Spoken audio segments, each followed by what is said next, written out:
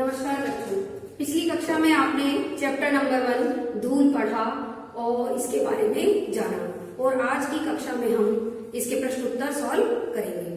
तो सबसे पहले हम मॉडल क्वेश्चन देखते हैं जो हमें एक दो पंक्तियों में करने हैं। तो निम्न प्रश्नों के उत्तर आपको एक दो पंक्तियों में देने हैं। पहला प्रश्न है, हीरे के प्रेमी उसे किस रूप में पसंद करते हैं? हीरे के प्रेमी उसे चमकदार, खरादा हुआ, तराशा हुआ, चमकदार पसंद करते हैं। वही अगला प्रश्न है, लेखक ने संसार में किस प्रकार के सुख को दुर्लभ माना है? लेखक ने जो बच्चों के चेहरे पर लगी हुई मिट्टी की सुंदरता है उसको उसके देखने के सुख को दुर्लभ माना है, क्योंकि बाल कृष्ण स्वयं मिट्टी में खेला करते थे और उसे देखने के लिए बड़े बड़े देवता भी धरती पर आते थे। यानी बच्चों के चेहरे पर लगी हुई मिट्टी के दर्शन का जो सुख है वो सबसे बड़ा दुर्लभ है। वही अगला प्रश्न है, मिट्टी की आभा क्या है? उसकी पहचान किससे होती है? मिट्टी की आभा धूल है और उसकी पहचान धूल से, यानी मिट्टी की पहचान उसकी धूल से होती है। मिट्टी की आभा धूल है और मिट्टी की जो पहचान है वो उसकी धूल से ही होती है। अब हम आगे के प्रश्न देखेंगे। वही अगले प्रश्न है जो हमें 25 से 30 शब्दों में इनके उत्तर देने हैं।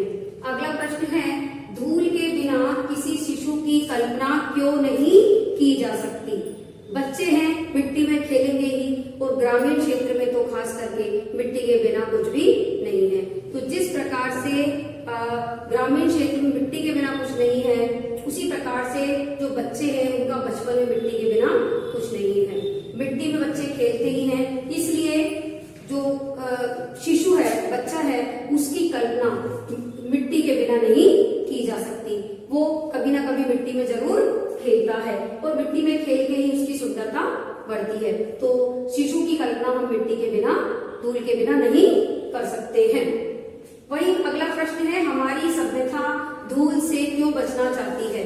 बच्चों, हमारी आधुनिक सभ्यता जो बड़ी बड़ी मल्टी स्टोरी बिल्डिंग्स में रहती है, शहरों में रहते हैं, वो मिट्टी से और धूल से बचना चाहती है, क्योंकि मिट्टी में संकर वो अपने आप को गंदा महसूस नहीं करना चाहते और वो साफ सुथरा रहना चाहते हैं, इसीलिए मिट्टी से वो बचना चाहते हैं। और उसी के लिए लेखक ने कहा है कि हमारी जो आधुनिक सभ्यता है, हमारी जो आज की सभ्यता है, हमारी जो युवा पीढ़ी है, वो धूल से बचना चाहती है।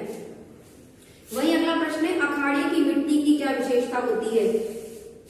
जब शिशु का बचपन गांव में बीतता है मिट्टी के साथ और वो गांव में ही पहलवानी करके बड़ा होता है, तो स्पेशली विशेषकर अखाड़े की मिट्टी को पूजनीय माना जाता है, पूजा के योग्य माना जाता है, देवताओं के चढ़ाया जाता है। इसका कारण है कि अखाड़े की मिट्टी को विशेष प्रकार से तैयार किया जाता है, जिसपे घी, तेल और मट्ठे से उस धरती को सींचा जाता है, मिट्टी को सींचा जाता है, और ताकि पहलवान जब उस पर कुश्ती लड़े तो उनका शरीर भी हष्ट पुष्ट और बलवान बने। इसलिए अखाड़े की मिट्टी को तेल और मट्ठे से सिंचाया जाता है, यानी सींचा जाता है। तो अखाड़े की मिट्टी की विशेषता हुई कि वह मिट्टी जो है वो विशेष होती है और वो तेल और मट्ठे से सिंचाई जाती है। अगला प्रश्न है, श्रद्धा, भक्ति, स्नेह की व्यंजना के लिए धूल सर्वोत्तम साधन किस प्रकार है? तो बच्चों, यहाँ पर मिट्टी से हम इसको जोड़ सकते हैं। श्रद्धा, भक्ति और स्नेह हमारी मिट्टी के लिए, हमारे देश की मिट्टी के लिए भी है। सैनिक जब देश की रक्षा के लिए जाता है तो धरती की धूल को, धरती की मिट्टी को अपने सर से लगाता है। हमने यहाँ पर किताब में उदाहरण भी देखे थे यूलिसिस और यूक्रेन के एक लाल सैनिक का, कि जिस प्रकार से वो युद्ध अपने देश के आते हैं तो अपनी मिट्टी को स्नेह करते हैं। तो यहाँ पर श्रद्धा, स्नेह और भक्ति देश की मिट्टी के साथ भी कर सकते हैं और उसके साथ भी इसके अर्थ को जोड़ सकते हैं। वही अगला प्रश्न है, इस पाठ में लेखक ने नगरीय सभ्यता पर क्या व्यंग किया है?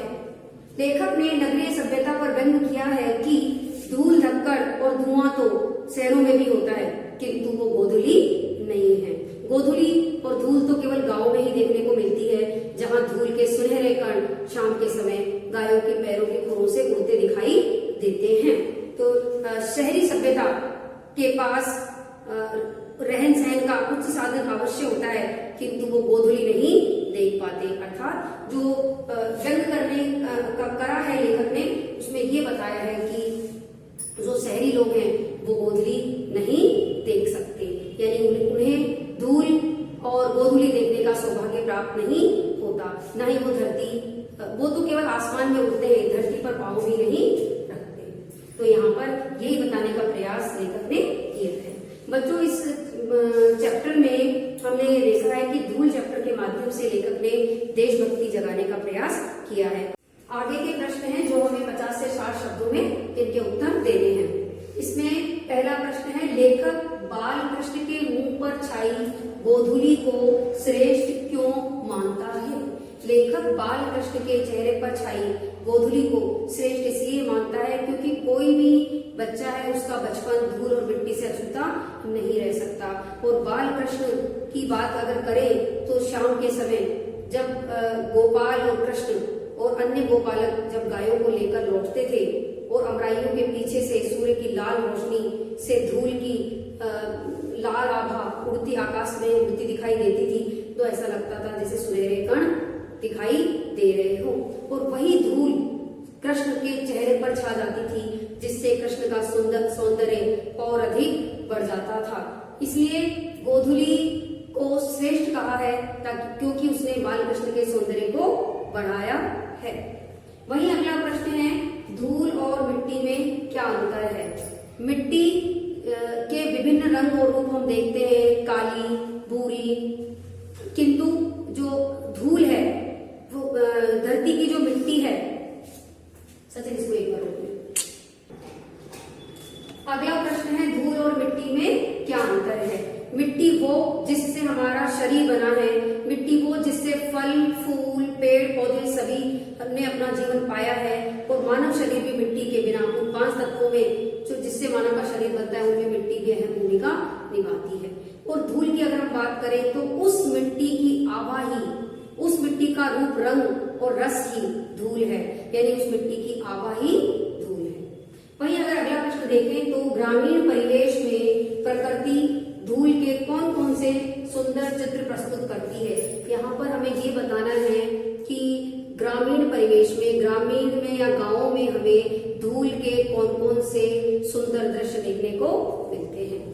ग्रामीण परिवेश में अगर हम बात करें तो शाम के समय जब सूर्य की लालिमा की किरणें फैली होती हैं, अमराइयों के पीछे से जब सूर्य की किरण पड़ती है और लाल सुनहरी किरणें इस मिट्टी या गोधूली में से, गोधूली के समय जब जानवरों के या खास करके गायों के खुरों से उड़ने वाली धूल पर पड़ती है सूर्य की वो लाल किरणें, तो जो गोधूली की जो धूल है वो सोने की किरणों की तरह जगमग करती दिखाई देती है। और ये सुंदर दृश्य अक्सर हम गाँव में शाम के समय देख सकते हैं, जब शाम का समय होता है और गोपालक अपने गायों को चराकर जंगल से वापस लाते हैं। तो ये सुंदर परिदृश्य हमें अक्सर ग्रामीण परिवेश में ही देखने को मिलता है, क्योंकि गोधूली तो केवल गाँव की ही देन है, गाँव में ही देखने को मिलती है। वहीं अगला प्रश्न है, हीरा वही घन चोट न टूटे का संदर्भ पाठ के आधार पर स्पष्ट कीजिए।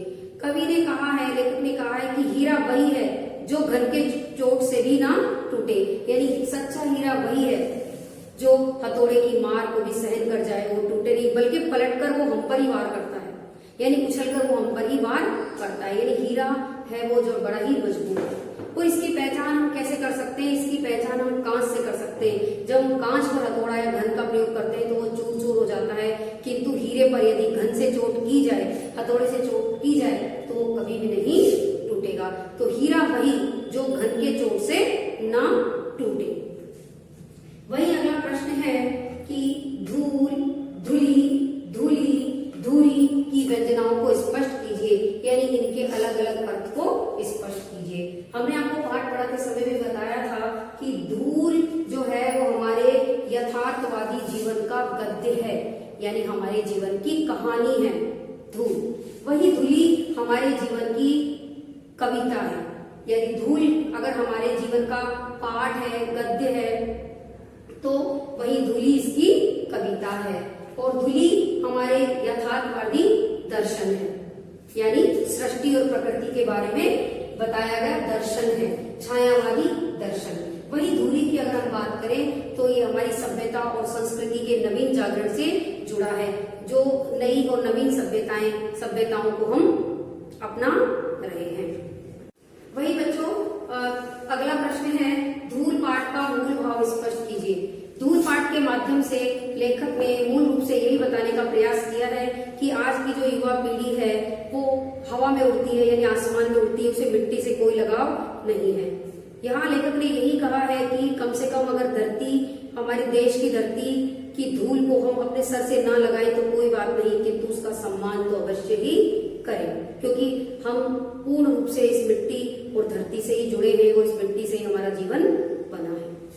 वहीं अगला प्रश्न है, कविता को विडंबना मानते हुए लेखक ने क्या कहा है। विडंबना यानी कुसंगति या विसंगति, या फिर कि इसके विपक्ष में कैसे कहा है। कविता को विडंबना मानते हुए लेखक ने क्या कहा है।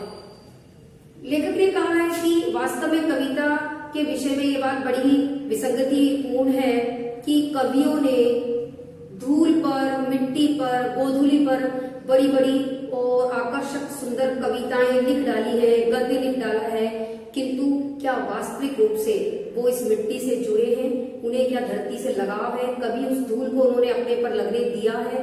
बड़े बड़े लेखक एसी में बैठकर शहरी क्षेत्र में गोधूली और मिट्टी और धूल, इन पर बड़ी बड़ी कविताएं लिखते हैं, अवार्ड पाते हैं, किंतु क्या उन्होंने वास्तव में कभी धूल को महसूस किया है, जिस धूल के बारे में उन्होंने लिखा है।